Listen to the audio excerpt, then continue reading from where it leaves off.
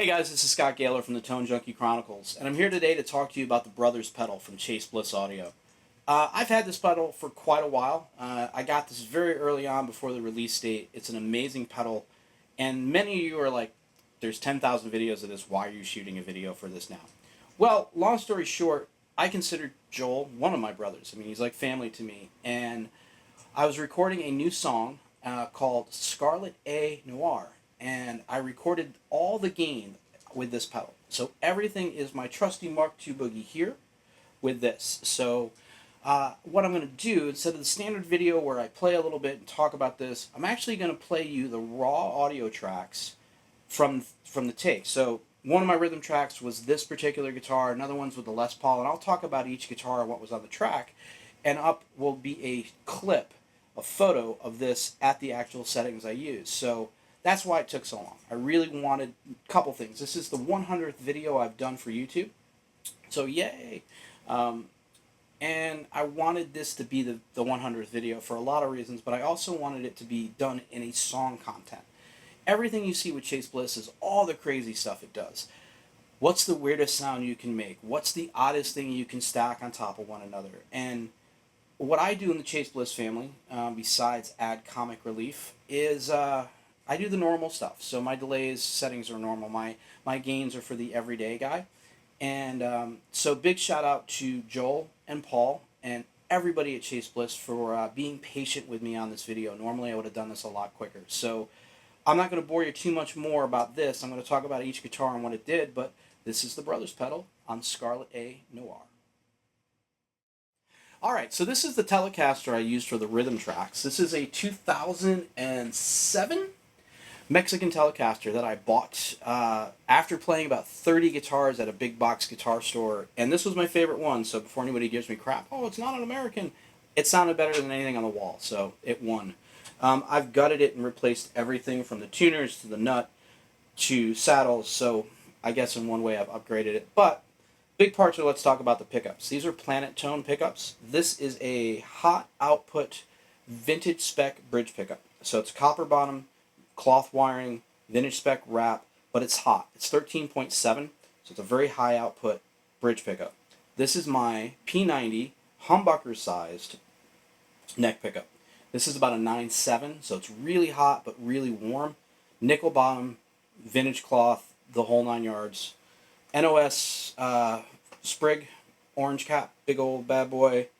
CTS pots, switchcraft, and I can't remember what this is called, but this is what I put on all my tellies, so feel free to laugh at me or comment in YouTube world and tell me that I'm stupid because I don't know my own part. And I'm okay with either or. And I use top hat. So this was a rhythm guitar. So what you're going to hear next, in the next, for 20 or 30 seconds of this, is going to be just this rhythm guitar through my Mark IIB Colosseum 300, through a rectifier, 412 cab with an SM57 and a 421 from Sennheiser, slightly off axis. And both are going into great river pre's. Okay, here we go.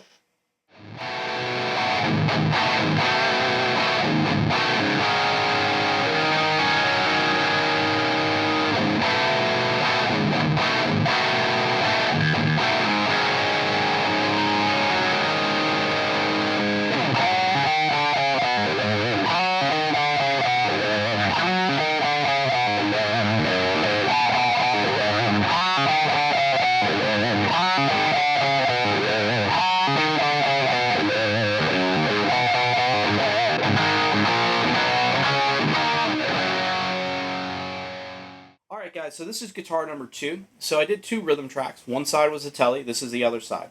This is a 1974 standard, and this came with humbuckers. I know most of the guitars from that era came with mini hums. This was a factory issued humbucker one. This is a great guitar that I got from a gentleman named Steve Vellante, who is also one of my favorite slide guitar players ever, so go check him out. I top mount and flush the bridge.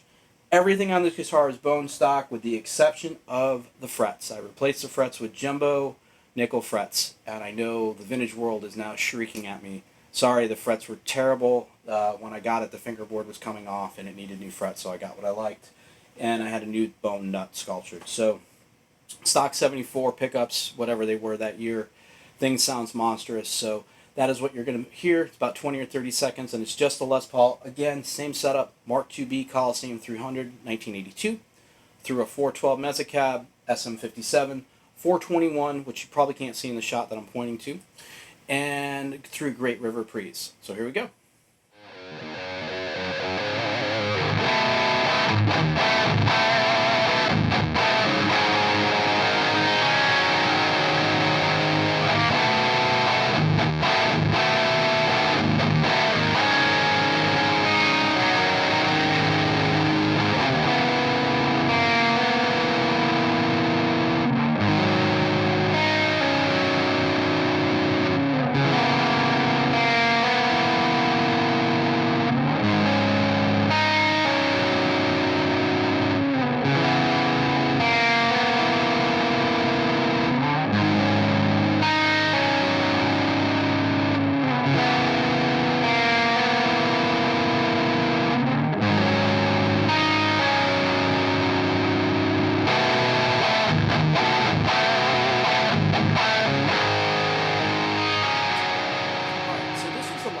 I used on it.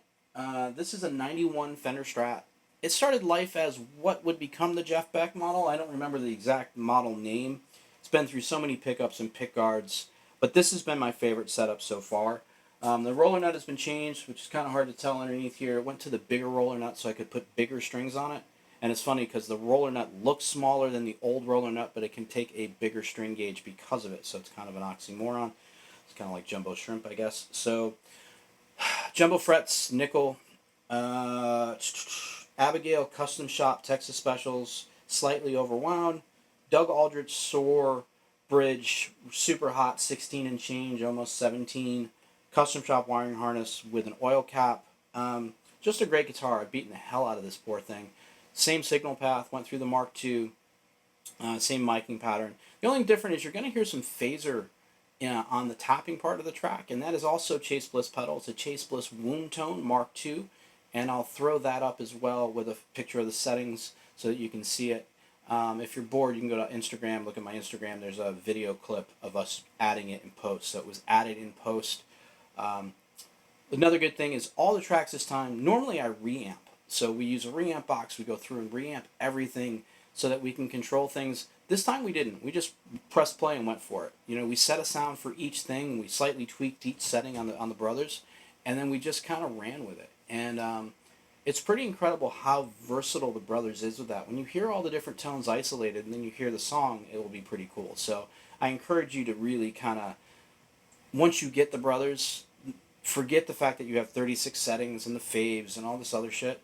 Focus on the fact that you can get really great tones on it, from little tiny amps to great big amps.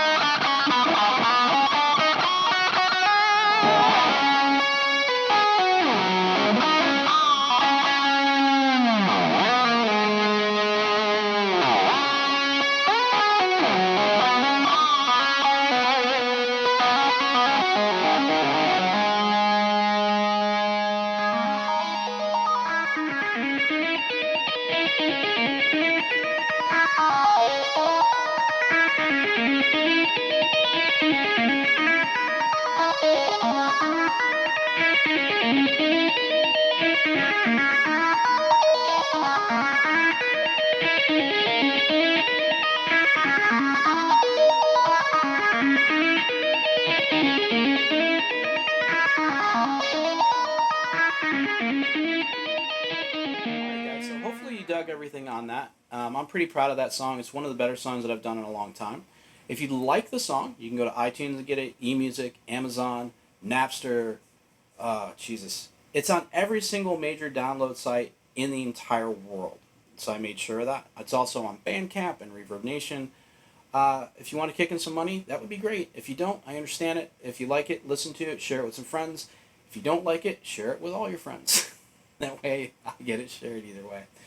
Big shout out to Joel and Paul and Zach and everybody and Holly and everybody at Chase Bliss for all the love. This is an amazing pedal. If you haven't yet, I suggest you go out and check it out. Very versatile pedal. I definitely suggest buying the faves with it. It just gives you so many options. With the faves, it's going to give you 6 preset sounds. So imagine the space you save on your pedal board with just the faves and the brothers. Hope you're having a great time. Again, go to scottgailor.com, ToneJunkieChronicles.com, and of course, ChaseBlissAudio.com. Peace.